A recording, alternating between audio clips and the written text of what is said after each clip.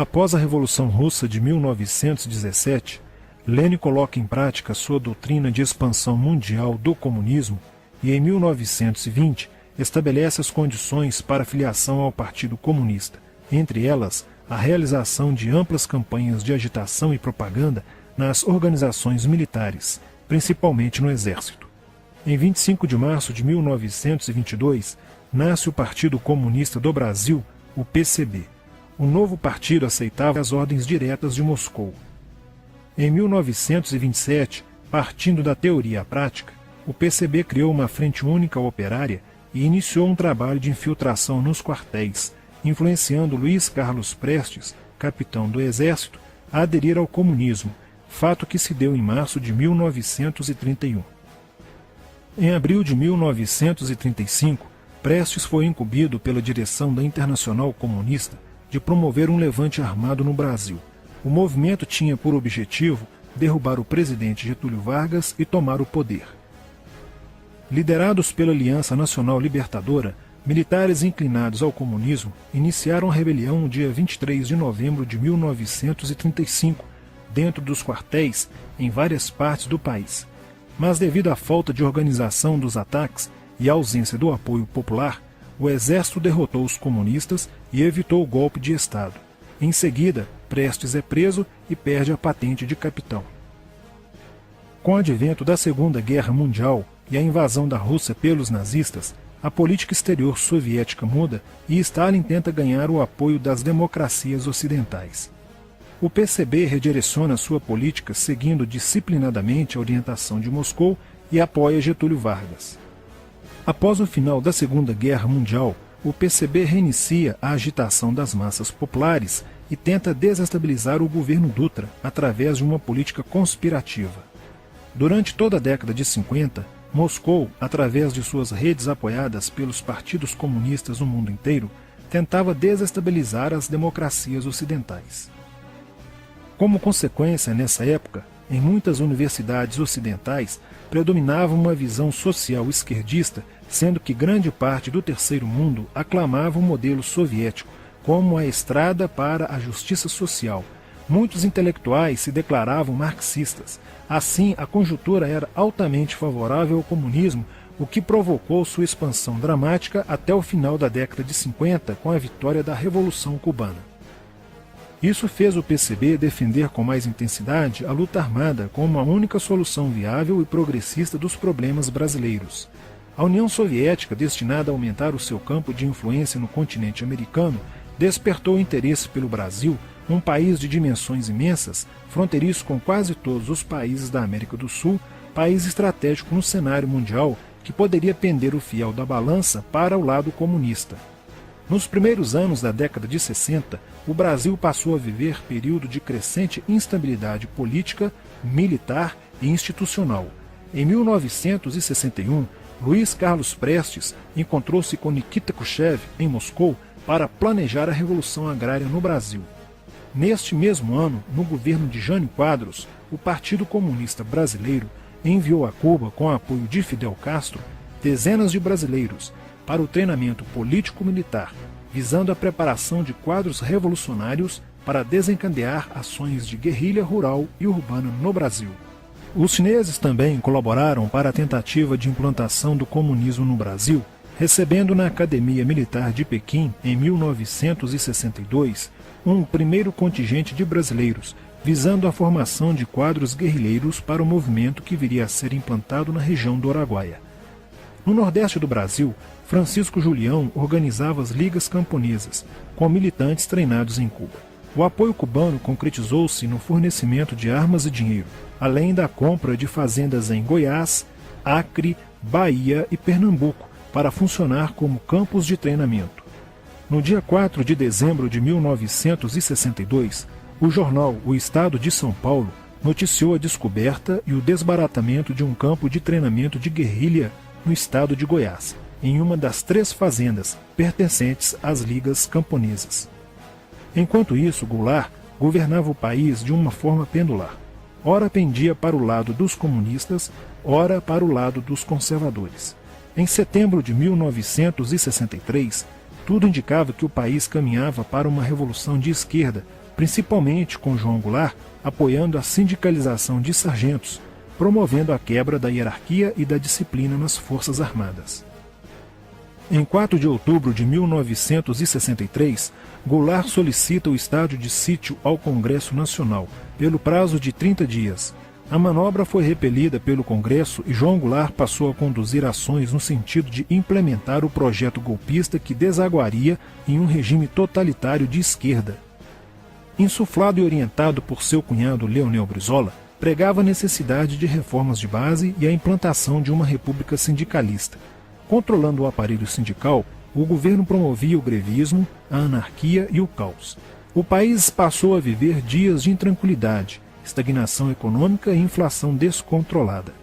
Em meio à crescente radicalização do ambiente político, Leonel Brizola era a liderança que unificou as esquerdas na frente de mobilização popular, criando o grupo dos 11 companheiros para tomar o poder pela luta armada.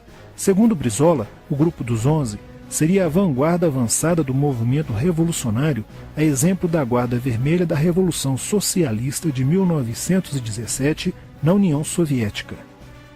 Alheio às críticas que lhe endereçavam militares e oposição civil, João Goulart e o PCB mantinham entendimentos constantes. No dia 13 de março de 1964, um comício realizado na Praça Central do Brasil, no Rio de Janeiro, ficou conhecido como a Comissão das Reformas. Mais de 100 mil pessoas participaram, pedindo a legalização do PCB e a entrega de armas ao povo para a luta armada.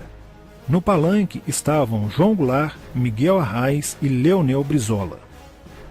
No dia 19 de março aconteceu a primeira Marcha da Família com Deus pela Liberdade, que reuniu 800 mil pessoas em oposição ao comício do dia 13, em demonstração do descontentamento de grande parte da população com os rumos que tomava a situação nacional, principalmente devido à impressionante demonstração de força, o tom radical dos discursos de Arraes e Brizola e a profusão de cartazes com a foice e o martelo.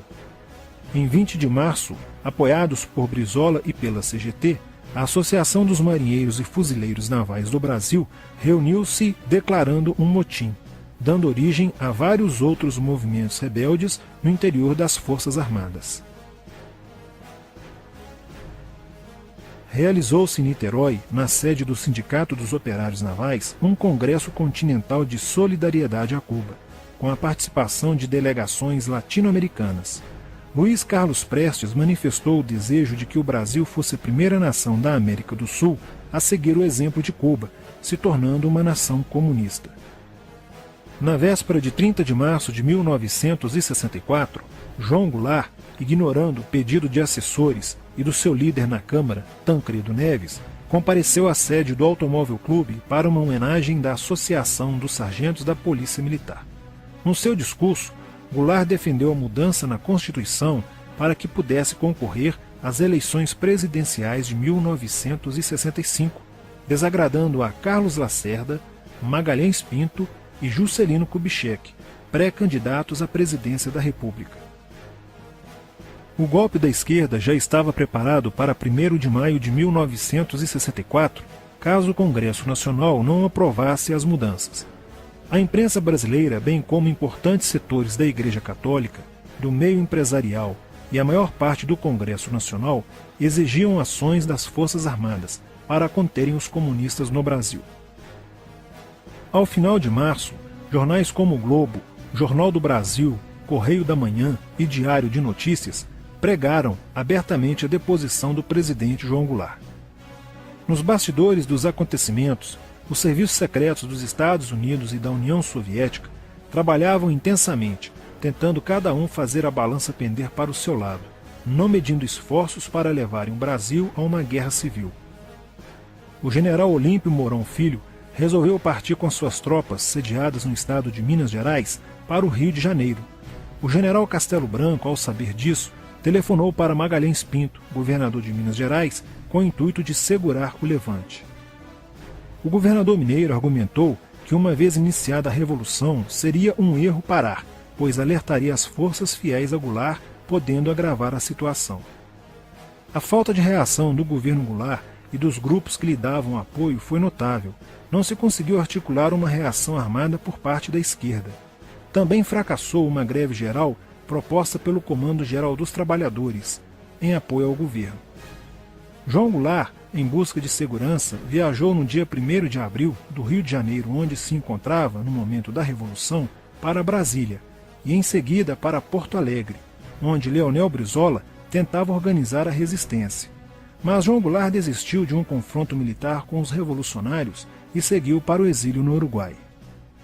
No dia 2 de abril, o presidente da Câmara dos Deputados, Ranieri Mazzilli, assume provisoriamente a presidência da República e mais de 1 milhão de pessoas lotaram as ruas e praças do país para comemorar a vitória.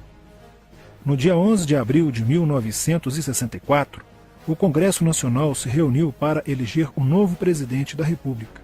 O general Castelo Branco, aclamado por grande parte da sociedade brasileira, apoiado pela imprensa e por importantes setores da Igreja Católica, além de contar com a aprovação de grandes líderes políticos, entre eles Juscelino Kubitschek, precisava de 238 votos para ser eleito em primeiro turno, e acabou recebendo 361 votos. No dia 15 de abril, Castelo Branco assume a presidência da República, consolida a vitória sobre o movimento comunista e renova as esperanças do povo brasileiro de ter um país com dias melhores.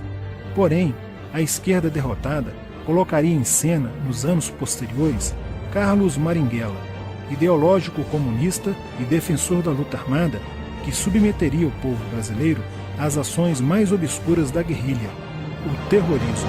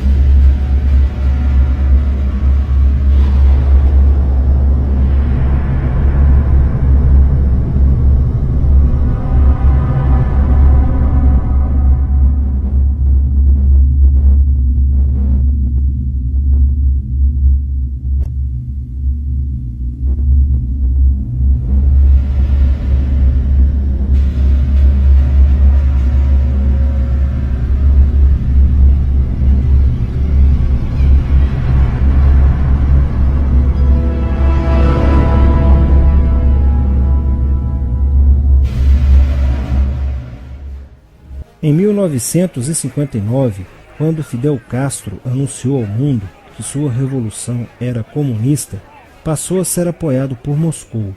Com isso, a União Soviética iniciou uma campanha para dominar com a ideologia marxista a América Latina, onde os partidos comunistas formariam grupos de guerrilha armada com dinheiro soviético, repassado por Cuba.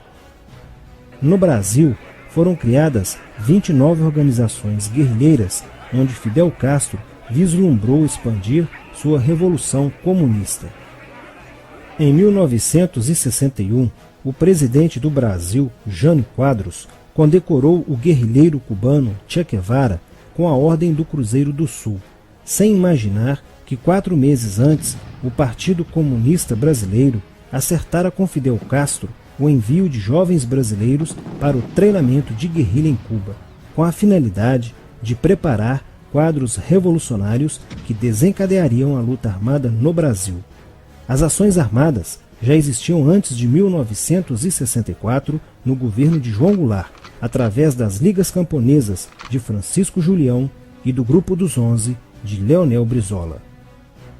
Com a chegada ao poder, em 1964, do presidente Castelo Branco, centenas de comunistas e políticos de esquerda refugiaram-se no Uruguai, onde formariam a Frente Popular de Libertação, que a partir de 1965 empreenderia atos de sabotagem urbana e focos de guerrilha rural no Brasil, principalmente na Serra do Caparaó, cujos guerrilheiros, apoiados por Leonel Brizola, foram combatidos e vencidos por tropas da Polícia Militar de Minas Gerais. Em 1966, a esquerda brasileira, decidida a tomar o poder à força e em curto prazo, passou a adotar táticas terroristas como as que foram usadas pelo grupo guerrilheiro Ação Popular, que ao explodir uma bomba no saguão do Aeroporto Internacional de Guararapes, em Recife, matou o jornalista Edson Regis de Carvalho e o almirante Nelson Gomes Fernandes. A influência da Revolução Cubana passou a servir de modelo para muitos revolucionários como Carlos Marighella, do PCB, que em 1967 viajou a Cuba e participou de um evento sobre a propagação da luta armada no território brasileiro. De volta ao Brasil, em setembro de 1967, Marighella criou a Ação Libertadora Nacional, ALN, e começou a recrutar jovens brasileiros entre os estudantes que, depois de preparados ideologicamente, foram enviados a Cuba. Em 1968, com a chegada ao Brasil do primeiro contingente da ALN de guerrilheiros formados em Cuba, entrou em cena Carlos Lamarca, capitão do Exército e militante da Vanguarda Popular Revolucionária, VPR, que se uniu a Marighella e em janeiro de 1969 explodiu 50 quilos de dinamite no QG do 2º Exército, matando na explosão o soldado do Exército Mário Cosel Filho e ferindo 6 militares. E ainda, na cidade de São Paulo, os guerrilheiros avançaram com um veículo roubado e abordaram o capitão Chandler, do Exército dos Estados Unidos, que se encontrava no interior de um automóvel quando saía de sua residência. Chandler foi morto por uma rajada de metralhadora em frente da esposa e do filho de 9 anos. O Comando de Libertação Nacional, Colina, criado em Belo Horizonte no ano de 1968, executou na capital mineira vários assaltos a agências bancárias e atentados à bomba. Os guerrilheiros se reuniam durante as sessões de cinema no Cine Caiaca, localizado na área central de Belo Horizonte, para planejarem as ações de terror e guerrilha. A situação estava ficando caótica no país. Os guerrilheiros praticavam atentados à bomba nas grandes cidades, matando e ferindo vários inocentes, aumentando a insegurança e o medo da população, que passou a exigir ações imediatas do governo brasileiro para acabar com a violência praticada pela guerrilha. Atendendo ao clamor público para combater o terrorismo e a guerrilha com mais rigor, o presidente Costa e Silva editou o Ato Institucional número 5, AI-5, que previa o exílio e punições mais severas aos autores de atos de guerrilha terrorista praticados contra a população brasileira. Em desafio à nova medida do governo de proteção à sociedade, Carlos Marighella, em 1969, lançou o seu mini-manual do guerrilheiro urbano. Neste mesmo ano, só no Rio de Janeiro, a ALN, para aumentar os seus recursos financeiros, praticou 30 assaltos, sendo a maioria deles contra as agências bancárias.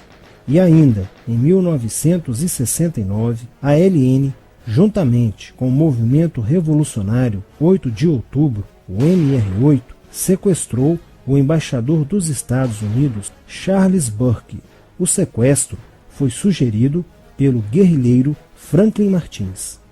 Os guerrilheiros exigiram a libertação de 15 presos políticos, dentre os quais se encontrava José Dirceu. A exigência foi prontamente atendida pelo governo militar. A ALN estava prestes a sofrer um grande golpe quando Marighella começou a cair.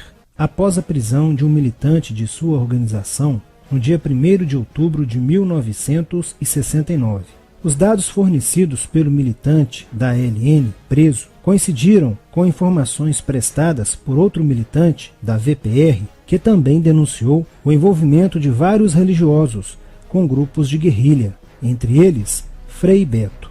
Quando Frei Fernando e Frei Ivo, também envolvidos com os grupos guerrilheiros, foram presos e logo após interrogados, os religiosos entregaram o ponto de contato de Carlos Marighella, na cidade de São Paulo. No dia 4 de novembro de 1969, o ponto foi cercado pela polícia, onde Marighella, percebendo o cerco, reagiu e foi morto. Depois da morte de Marighella, centenas de guerrilheiros foram presos e mais de 300 armas apreendidas. 2 sequestros de diplomatas, o embaixador alemão Enfield von Hollemer e o cônsul japonês Nobuo Okushi, foram feitos às pressas, para libertar os guerrilheiros que continuavam presos. Inspirados no marxismo cultural, vários militantes da esquerda brasileira iniciaram a estruturação de uma organização que se infiltrou nas faculdades brasileiras, bem como no meio artístico e cultural, e principalmente nas edições de jornais, setores estes com grande poder de influência sobre a formação da opinião popular. Durante as manifestações, vários militantes comunistas, usando armas de fogo, eram infiltrados no movimento estudantil e disparavam contra os manifestantes, na intenção de colocar a opinião pública contra o regime militar. Com a morte de Marighella, Lamarca havia assumido a posição de líder mítico, que sustentava a esperança na vitória comunista. Em 1970, quando o embaixador suíço Giovanni Butcher foi sequestrado, o governo se recusou a soltar os presos da lista apresentada pelos guerrilheiros. Depois de 40 dias de sequestro, os guerrilheiros quiseram matar o embaixador suíço. Porém, o governo militar cedeu e as exigências dos guerrilheiros sequestradores foram atendidas, preservando a vida do diplomata. Na cidade de São Paulo, o cerco sobre a vanguarda popular revolucionária, liderada por Carlos Lamarca, estava se fechando. Isso fez com que Lamarca fugisse para o Vale da Ribeira e montasse um campo de treinamento para a guerrilha. Na tentativa de descobrir este campo, tropas da Polícia Militar do estado de São Paulo foram deslocadas para a região. No dia 8 de maio de 1970, um pelotão comandado pelo tenente da Polícia Militar, Alberto Mendes Júnior, foi emboscado e rendido por guerrilheiros da VPR. O tenente Mendes foi feito refém e obrigado a seguir com os guerrilheiros na direção de 7 Barras. Depois de um dia e meio andando pela mata, Lamarca formou um tribunal revolucionário e decidiu matar o tenente Mendes, que teve o crânio esmagado por coronhadas de fuzil desferidas pelos guerrilheiros Diógenes e Fujimori. Apesar do cerco, Lamarca conseguiu escapar e em 1971 chegou ao sertão da Bahia.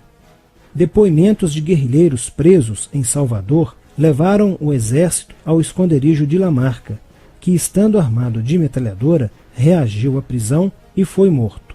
Após a morte de Lamarca, o número de militantes presos era bem maior que o número de guerrilheiros em ação no Brasil. Os guerrilheiros, percebendo que o cerco estava se fechando, passaram a sequestrar aviões comerciais e obrigar o piloto a desviar para outro país, onde pudessem se exilar. 4 desses aviões foram desviados para Cuba. Os guerrilheiros comunistas estavam perdendo a guerra. Os militantes que abandonavam as armas eram acusados de traição nos tribunais vermelhos e executados pelos próprios companheiros, em atos de justiçamento. Já no início de 1971, o PCdoB conduzia o trabalho de campo na região do Araguaia, na divisa entre os estados de Goiás, Pará e Maranhão, com a missão de implantar um núcleo guerrilheiro que tinha por objetivo fomentar uma revolução socialista, onde centenas de guerrilheiros já haviam se estabelecido há pelo menos 6 anos. No início de abril de 1972, o presidente Médici enviou à região do Araguaia equipes especializadas em inteligência que, da busca do conhecimento sobre a atividade clandestina, logo efetuaram as primeiras prisões, entre elas a de José Genuíno, primeiro guerrilheiro preso no Araguaia.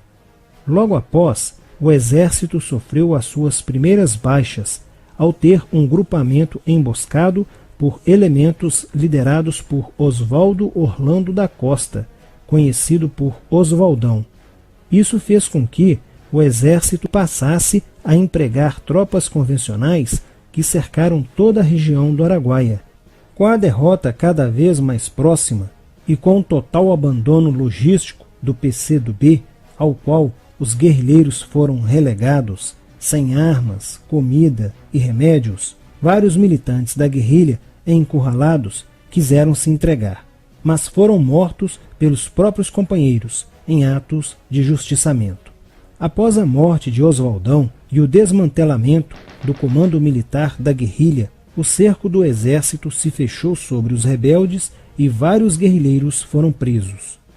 Assim terminava o sonho da esquerda brasileira de transformar o Brasil em uma ditadura comunista.